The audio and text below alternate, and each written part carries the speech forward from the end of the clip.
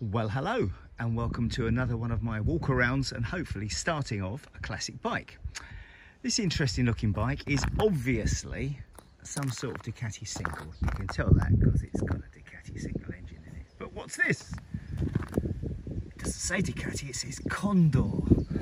Because Condor are actually Swiss motorcycles.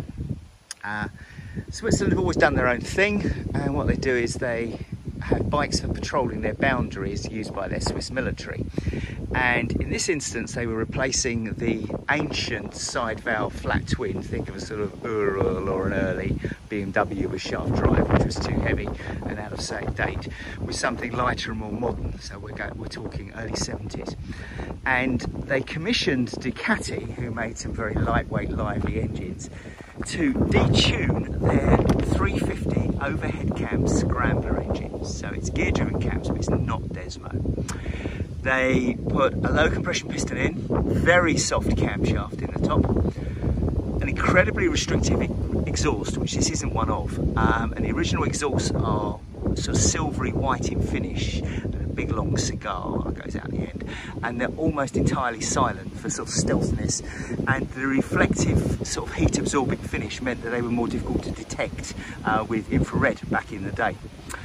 Typical military stuff, it's all super high quality, so you've got Coney shock absorbers and everything's designed for squaddies. You know, you've got the world's biggest petrol cab. Helpful gear selection, it's 5 speeds, it's 1 up, 4 down, all the usual sort of stuff. Forks are Ducati or Mazzocchi. This is headlights, generic Italian stuff. Brakes are Ducati. Engine, as I say, is detuned. The scrambler was about 25 horsepower. This was about 17. More on that one later.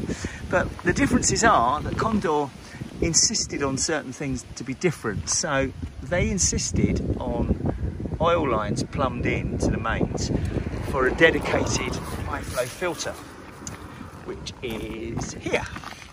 And that's something Ducati never did. So Ducati always relied on a T-strainer. And it's a bit of a crap design really, and it's much better with this, and it's something that they should have done. Also, in a Ducati Sportster, the engine was a stressed part of the frame. So the frame would bolt straight to the engine would be a stressed member. With this, it's not the case, because the engine actually sits in a cradle and it's all rubber mounted. So this was actually made by Condor in Switzerland. So the engine is almost completely vibration free. Other military things, it's got gun guards, so you'd have a rifle, ran along here and clamped in at the back, got the clamps in one of these bags. It had leather panniers, hard panniers, a rear rack with in this case, a fuel tank on the back, and room for another gun here, because of course they were ridden 2 up. Easy to remove saddles, great big levers on them to remove them. Everything was big and supersized. Simple controls, 6 volt, straightforward speedo. I had one of these before in completely standard condition, and if I had a criticism of it, it was really a bit slow. Top speed was about 55 miles an hour realistically, because it was so detuned.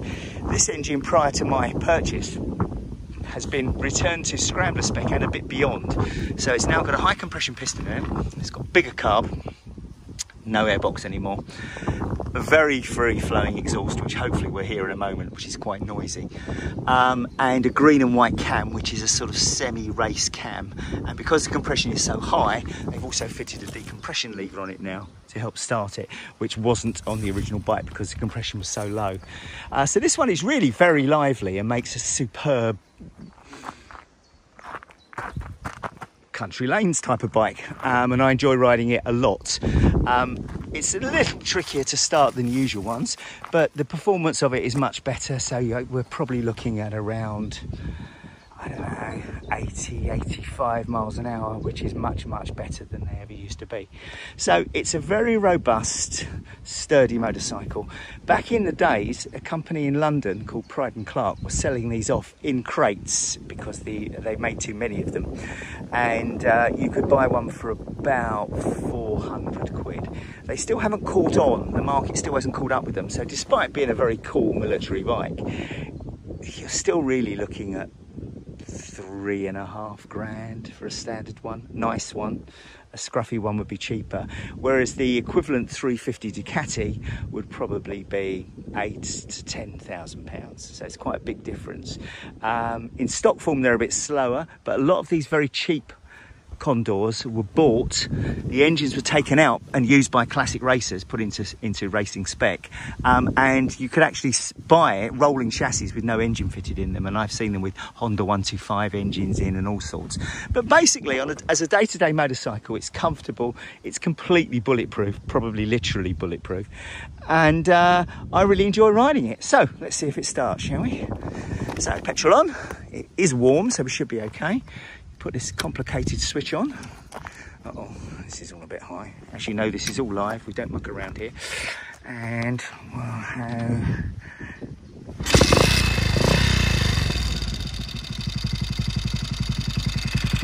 And of course, as always, my bike start first kick. Stealth, this one isn't, unlike the original Army one, but it's an half go. So, I give to you the 1972 Ducati engined Condor A350. I hope you like it.